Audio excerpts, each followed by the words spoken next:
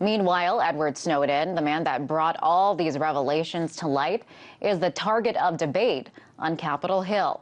One of his biggest critics, Representative Mike Rogers, the chairman of the House Intelligence Committee. He condemned Snowden for stealing the secret documents. But it's not just Snowden he's after. He's also speaking out against journalists that work with him. So if I'm a newspaper reporter for fill in the blank, and I sell stolen material, is that legal because I'm a newspaper reporter?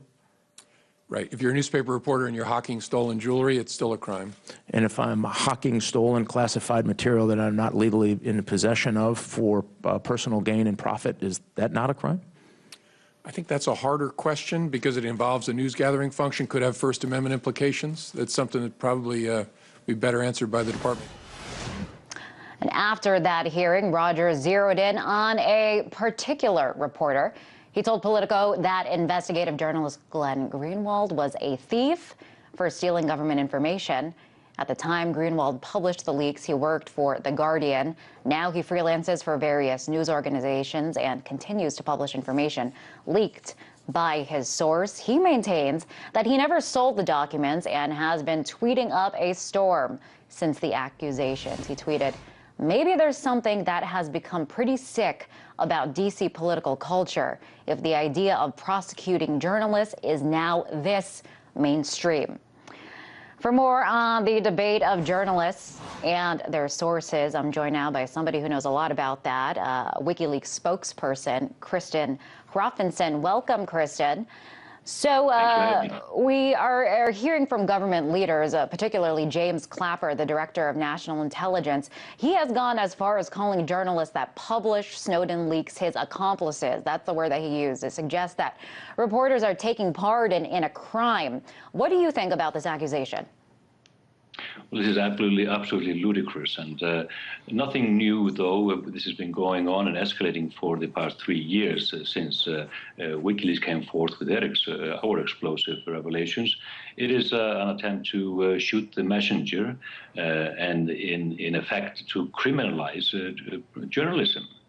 And it's absolutely outrageous that this should come from James Clapper, who last spring lied to Congress, which is a felony. And nobody's talking about bringing him to justice, which he should. I mean, he committed a perjury, which is can be mean up to 5 years in prison.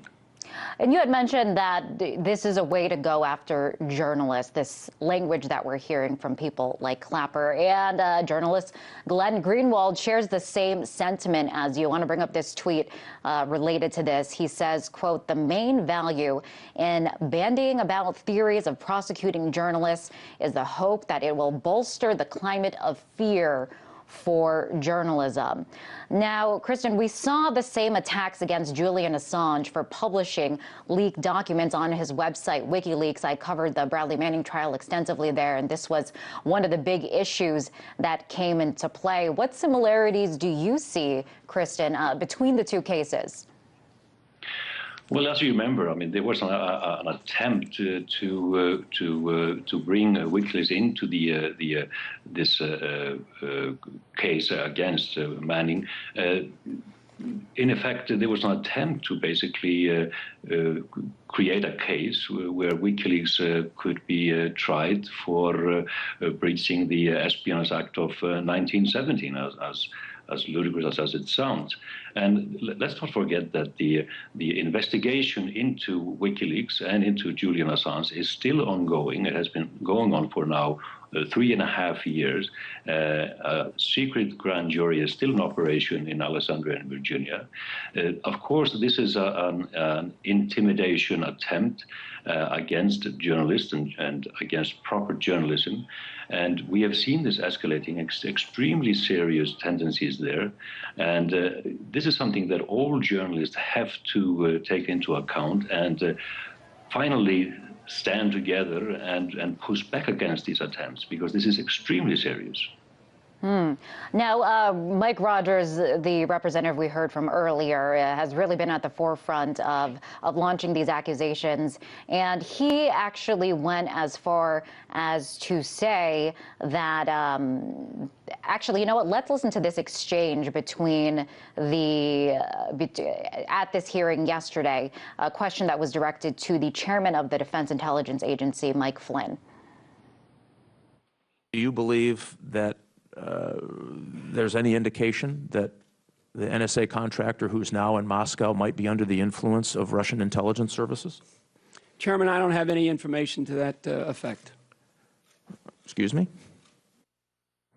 So Rogers there really trying to get some evidence that Snowden is in fact working for the Russians. What do you think about this, Kristen, about this claim that Snowden is working for the Russians now, despite, I mean, we heard there, at least we didn't hear any evidence yesterday in this hearing.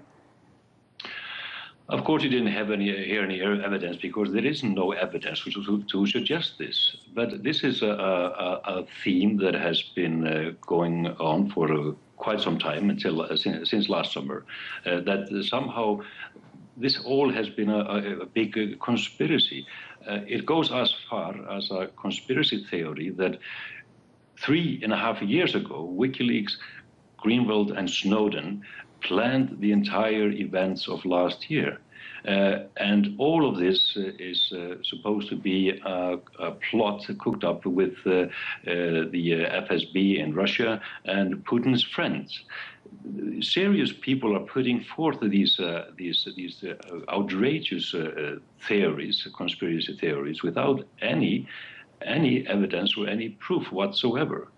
And I have to say, you know, to listen to Mike Rogers, this is a person who, in an open session in Parliament, claimed that a person's privacy was not violated if the person didn't know that his privacy had been violated. This is the kind of politician we are dealing with here. So it's hard to take this guy seriously, to be honest. I'm going to ask you, because I know what Rogers, what he would say, and those that hold similar beliefs as him, is that, you know what, if you work with classified information, you have taken this oath to keep it a secret, and if this is violated, it could pose a threat to national security. We heard these same things in the Manning case when it comes to WikiLeaks. I want to ask you your response to this argument, which you hear time and time again. Well, I've said this repeatedly. We have to go to the basic principles here. And the basic principle is that whistleblowers have to rely on their right and even their duty to set aside lesser laws when higher ideals are at stake. And in the instance of Edward Snowden, in the instance of Manning, we are talking about the U.S. Constitution. We are talking about international laws on war. We're talking about war crimes. So you have a right and almost a duty to set aside lesser law when these higher ideals are at stake. This gives whistleblowers the right to breach whatever contract they are under. They are exposing wrongdoing. But what we talked about earlier was, of course, a different scenario where those who are criticizing the whistleblowers are trying to maintain that the journalists working with whistleblowers have committed a crime. And this is something so serious that I don't think that you have heard anything like this in the United States since the McCarthy era of the 50s. So this is a serious situation we're dealing with here. And I just want to ask you if you could talk to Rogers, the man that is really launching these accusations and has really been at the forefront of this. What would you say to him? Well, I would ask him to take some courses in ethics and in reasoning. As I said earlier, a guy who says that some person's privacy hasn't been violated if he doesn't know it has been violated, it's just a person that I don't understand. I mean, you have to rethink your entire ethics and your methods of reasoning. And I'm surprised that you would have a person of this position of this standing in such a powerful position as he has in the House. I have a feeling we're going to hear a lot more from him and a lot more debate on this issue. Appreciate you coming on the show and weighing in. That was WikiLeaks spokesperson Kristen Hrafnsson. Thanks for having me. Well, when it comes to cybersecurity, it looks like the U.S. may be vulnerable. This out of a report just released by Senator Tom Coburn. The report details the federal government's track record on cybersecurity and critical infrastructure. The mistakes made by key U.S. agencies are alarming. Most of them seem to be careless and sloppy. Here are some of the common cyber failures revealed. Agencies have failed to set adequate passwords by using obvious words you can easily guess, like the actual word password.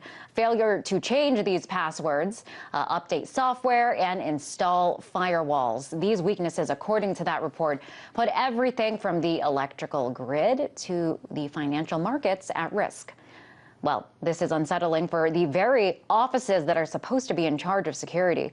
We are, after all, talking about the Department of Homeland Security and other agencies like the Nuclear Regulatory Commission and the IRS. Coburn hopes this report will shed light on some of these vulnerabilities so agencies can make the appropriate changes.